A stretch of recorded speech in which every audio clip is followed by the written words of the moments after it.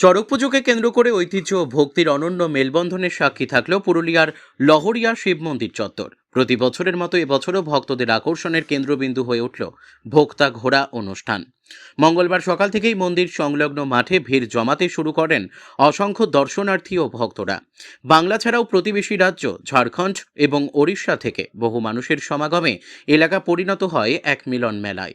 ঢাকের বাদ্য এবং ভক্তিমূলক পরিবেশে ভোক্তাদের ঘোড়া দেখতে উৎসাহী জনতার উচ্ছ্বাস ছিল চোখে পড়ার মতো।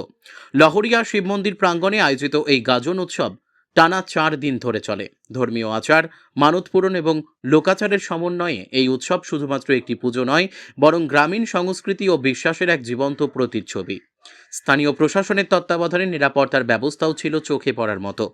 সব মিলিয়ে ভক্তি, উৎসব আর লোকসংস্কৃতির আবহে মুখরিত হয়ে ওঠে লহরিয়া শিব মন্দির এলাকা, যা প্রতি বছরের মতো এবারও মানুষের মনে গভীর ছাপ রেখে গেল। পুরুলিয়া থেকে সোমনাথ রায়ের রিপোর্ট, বিগ নিউজ বাংলা। প্রতি জায়গার পাশাপাশি এই নড়িয়াতেও দেখা যাচ্ছে একটা গাজন মেলা হচ্ছে। এটা আয়োজনের মূল উদ্যোক্তা এবং কতদিন ধরে মেলা চলে? প্রতি বছরের নাই, এবছরও চৈত গাজন মেলা এই কী বলে এপ্রিলের 12 তারিখ শুরু হয়েছে।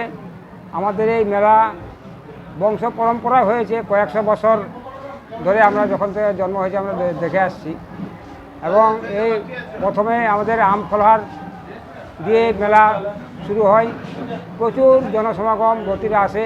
আমফলহার দিয়ে আমার প্রথম দিন, তারপরের দিনে হয় আপনার ওই ভক্তরা আসে, ভক্তরা এসে সবাই যারা মেয়েরা যাদের মানত থাকে তারা দণ্ড দিয়ে এসে এবং পুজো করে।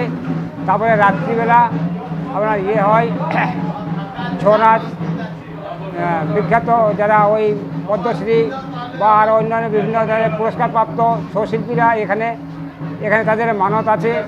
তারা প্রতি বছর তারা এখানে ছৌ প্রদর্শন করে যায়। তাদেরকে আমাদের এখান থেকে কোনো পারিশ্রমিক কিছু দেওয়া হয় না, তাদের মানতের হিসাবেই তারা প্রতি, যেমন আমাদের পদ্মশ্রী গম্ভীর সিং মুরা, পদ্মশ্রী নেপাল মাহাতো, এখানে আপনার এই আরও অন্যান্য যেসব ওই ছৌ শিল্পী রয়েছে তারা নিজের উদ্যোগেই তারা এখানে ছৌ প্রদর্শন করে যায়। এবং তা পরের দিনে এখানে আমাদের এখানে সামনে একটা রয়েছে ওই রানীবান বলে, সেখান থেকে সমস্ত ভক্তরা ওখানে যায় সকালবেলা চান করে এসে তার সে একজন যে আমরা পাটনি বলি আর কি, পাট ভক্তা, সে একটা ওই উপর পাটের উপর সে ওইখান থেকে বাঁধের থেকে শুয়ে আসে তারা, এবং ওই 4 জন যারা ভক্তা থাকে তারা ওকে বয়ে নিয়ে আসে এবং এখানে নিয়ে আসে। আর তারপরে সমস্ত ভক্তা এখানে আসার পরেই আমাদের এখানে রীতি আছে, মানত থাকে, কেউ হয়তো সন্ততি বা আরও অন্যান্য বিভিন্ন রকম শারীরিক অসুবিধার জন্য তারা মানত করে থাকে, তখন আসার পরে তারা এখানে ওই আগুনের উপর তারা পায়ে প্রায় 10 ফুট কেউ 12 ফুট তাদের মানত থাকে যে আমরা ক ফুট আগুনের উপর আর কি পায়ে হেঁটে চলবো। সেইভাবে তারা এসে ওই পুরো আগুন থাকে তার উপর পায়ে হেঁটে যায়।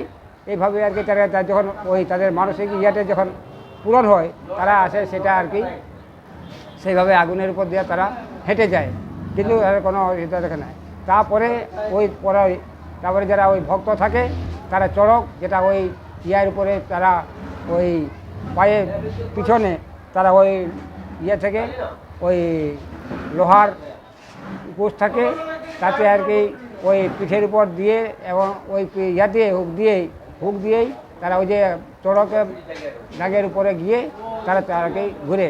এবং অনেক ভক্তরাই এখানে প্রায় 40-50 জন প্রতি বছরেই আর কি ওই ভক্তরা ওইখানে চড়কে ঘুরে। এবং এবছরও প্রায় 50-এর অধিক ভক্তরা ওই চড়ক ঘুরবে। এখন পর্যন্ত এখনও চড়ক চলছে, ঘুরছে।